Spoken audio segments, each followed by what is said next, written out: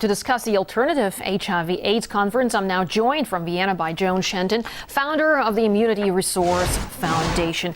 Ms. Shenton, thank you very much for being here with us in the program on RT.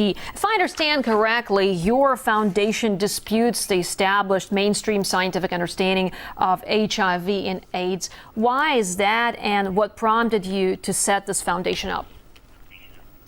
Right. Well, for 24 years now, we have been challenging this hypothesis that HIV causes AIDS with leading scientists around the world.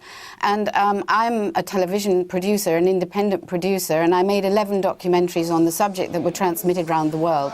But it didn't shift opinion.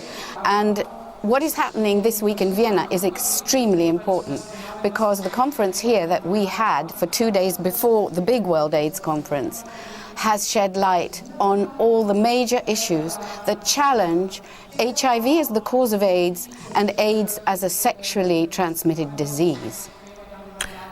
Well, John, the question that I wanted to ask you is that if you're rejecting conventional methods of treatment, which you say are still strong, what sort of alternative forms does your foundation have on offer? Well, conventional treatment has actually caused the death of a whole generation of young gay men in America when they were on the high doses of AZT. That is well documented. Not one single young man or woman, and there were a few women, who took the high doses of AZT has survived. Many, many others have survived who haven't taken the antivirals, and many have survived who have taken antivirals at times to damp down what essentially is an immune suppression for many, many different reasons. So it's extremely important to be challenging this hypothesis, which, of course, is tied up with hundreds and billions of thousands of dollars of international money, which have led to absolutely no result. Well, Joan, do we have reasons to believe that alternative methods are more effective than the current mainstream ones? Look, AIDS, as it's called, has remained restricted to the high-risk groups. It hasn't spread as a heterosexually spread disease at all. It hasn't behaved like an infectious disease. So what we have to do is actually change our lifestyle, and that's, you could say that's alternative. Look after your health, not indulge in huge high-risk activity, which is happening now. People are looking after themselves more, who were in the very fast-track life with multiple sexual partners and multiple sexually transmitted diseases. And then, if you look after yourself enough, you will get better. And that is my experience. And I've been watching young people who tested positive many years ago. In fact, we did a test ourselves. We tested 35 blood samples through at the University of Surrey.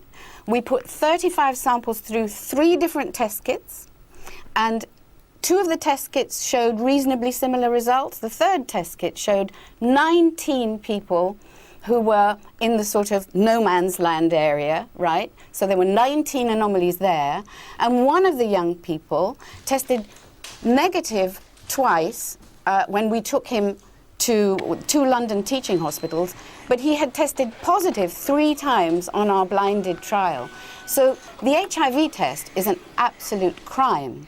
People really, I mean, when you think that the HIV test, you can test positive for HIV if you have 67 conditions in Orthodox medicine. They accept that there are 67 conditions that make you test positive for HIV, or can. TB, syphilis, malaria, invasive mycosis.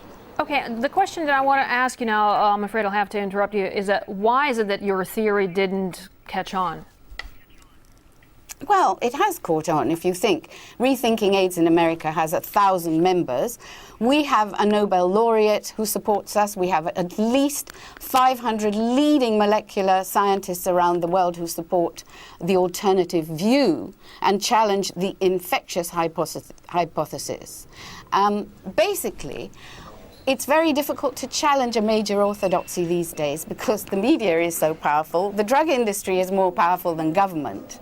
So what you have is a situation where we're David and Goliath, but we're going to get there in the end, because by persevering, the truth will come out. Okay.